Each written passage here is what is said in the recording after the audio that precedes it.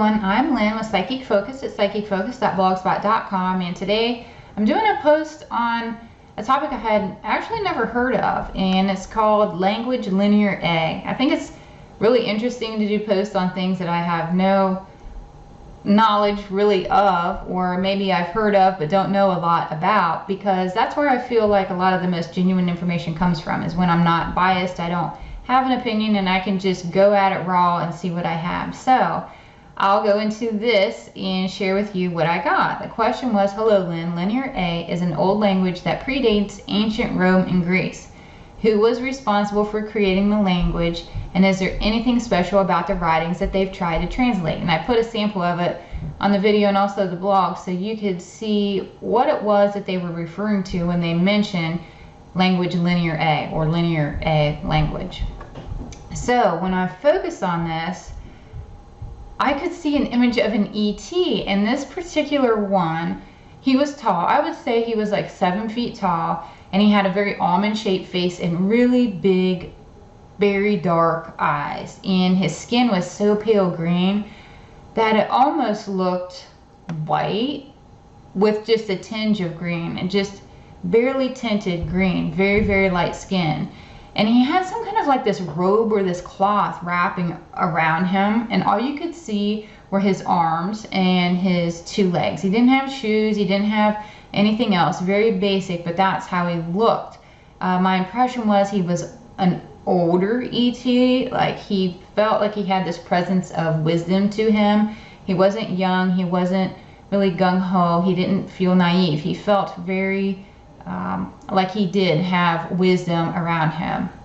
So then in the next thing that I saw, he was showing humans how to write, and it looked as though when they first originally learned, they learned in the dirt and the sand, and they used their fingers to master the movements. And I got that the ETs gifted this language to humans, and the reason that they taught them in the dirt and the sand was because the fine motor skills of being able to write and being able to hold a stick with that type of precision, those fine motor skills hadn't been developed yet, but they could use their hands and make larger motions to understand the movement, and even understand how to associate certain symbols or signs with actual words, or that they were representing some other thing.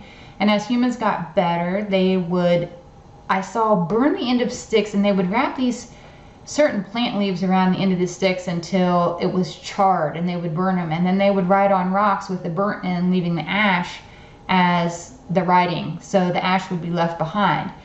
And then I got that the more they learned and the better they got with it, became a very valuable tool in being able to communicate within their community. And then it evolved from there. As they learned the fine motor skills and they understood it more, it became like carvings, and I would use different berries and other things that would create a paint effect or colored effect. So it started out this very basic thing, writing in the sand and dirt, and then it grew into something so much more sophisticated for its time than what it was. And so I'm not sure that what they were doing when they were trying to do all the translation, but I get that if you look at this, they wrote in these patterns that went in a clockwise motion. You would start in the center and you would work your way out, working clockwise. And most writings, they either shared a story or they were talking about events that were going on, like some kind of a tragedy or some traumatic thing that was going on.